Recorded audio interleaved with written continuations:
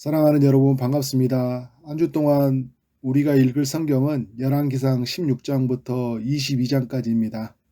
오늘은 16장을 읽었는데요. 북이스라엘의 세 번째 왕부터 일곱 번째 왕까지 소개를 해주고 있습니다. 모두에게 공통점이 있습니다. 여호와 보시기에 악한 왕이었다는 것입니다. 모두 여로보암의 길로 행하는 자들이었다. 이런 공통점이 있습니다. 1절부터 7절까지는 북이스라엘의 왕 세 번째 바하사를 향한 말씀인데요. 2절의 말씀을 보면요. 내가 너를 티끌에서 들어 내 백성 이스라엘 이의 주권자가 되게 하였거늘 내가 여로보암의 길로 행하며 내 백성 이스라엘에게 범죄하게 하여 그들의 죄로 나를 노엽게 하였은즉 이라고 말씀이 나와 있습니다.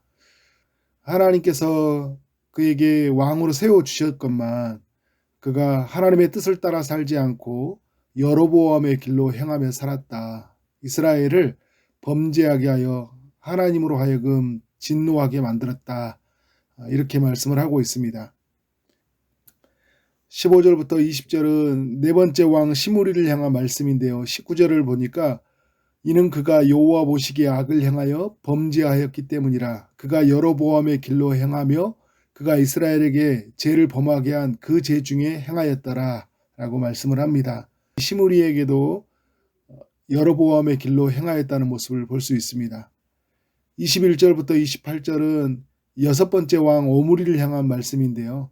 26절의 말씀을 보니까 그도 역시 여로보암의 모든 길로 행하여 그가 이스라엘에게 죄를 범하게 했다라고 말씀합니다.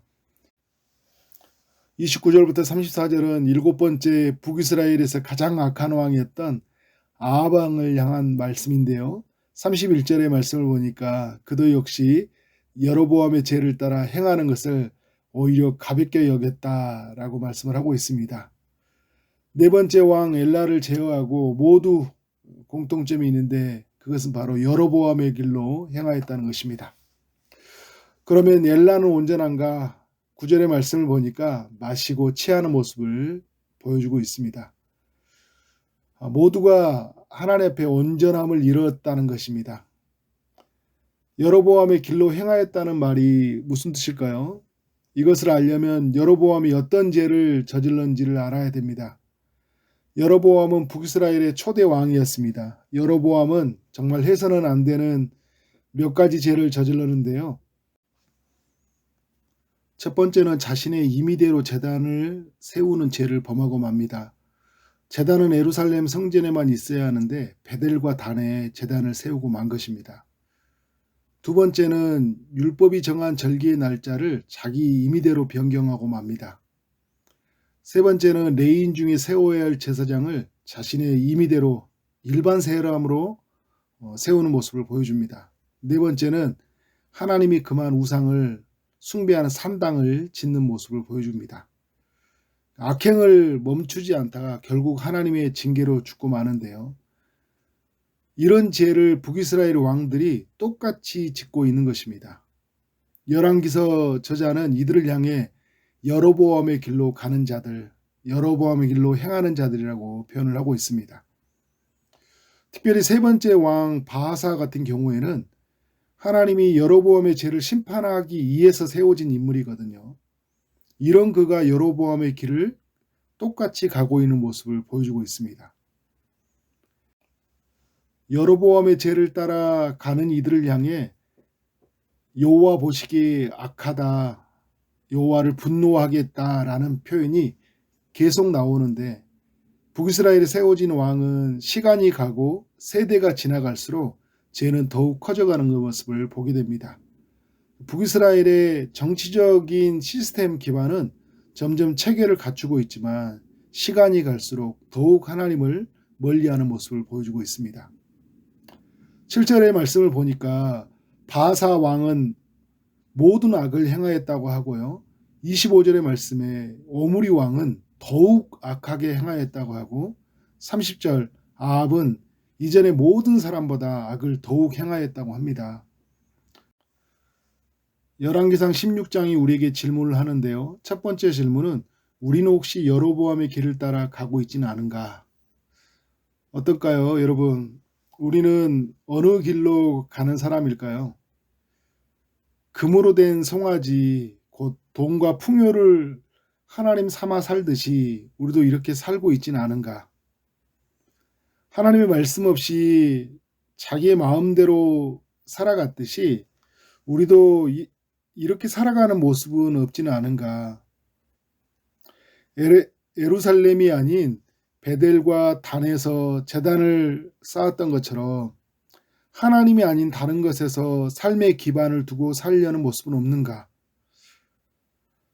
북이스라엘의 여러 왕들처럼 죄를 멈추지 않고 더 악한 죄를 저지르고 사는 모습은 없는가라는 질문을 해봅니다. 만약 우리가 이러한 죄를 범하고 있다면 우리는 여로보암의 길을 따라 살아가는 사람들일 것입니다. 이 시대 많은 사람들이 여로보암의 길을 따라 살아가는 모습들을 보게 됩니다. 열왕기상을 보면 두 종류의 사람을 소개하는데요. 첫 번째는 하나님만을 섬기고 말씀에 순종한 다윗의 길로 가는 사람과 두 번째는 하나님이 아닌 우상을 숭배하고 말씀을 저버리고 살아가는 여로보암의 길로 가는 사람들을 소개하고 있습니다. 열왕기서 말씀을 통해 우리는 어느 길로 가야 하는 것일까요? 우리는 다윗의 길로 가야 되는 사람들입니다. 하나님의 마음에 합한 사람, 하나님의 뜻을 따라 살아가고 하나님을 높이고 하나님만을 예배하고 살아가는 믿음으로 살아가는 삶, 바로 다윗의 길로 가는 사람들의 삶입니다. 눈으로 보면 여로보암의 길로 가는 것이 멋지게 보이는 것 같아요. 힘, 권력, 돈, 성공, 부자. 다윗의 길로 가는 사람들을 보면 고난, 핍박, 손해 이런 게 많이 보이죠. 근데 열왕기상과 역대기를 말씀을 보면요. 여로보암의 길은 패망의 길이요 사망의 길이라는 것을 보여줍니다. 그러나 다윗의 길로 가는 사람들에게는 생명의 길, 축복의 길이라는 것을 우리에게 보여주고 있죠.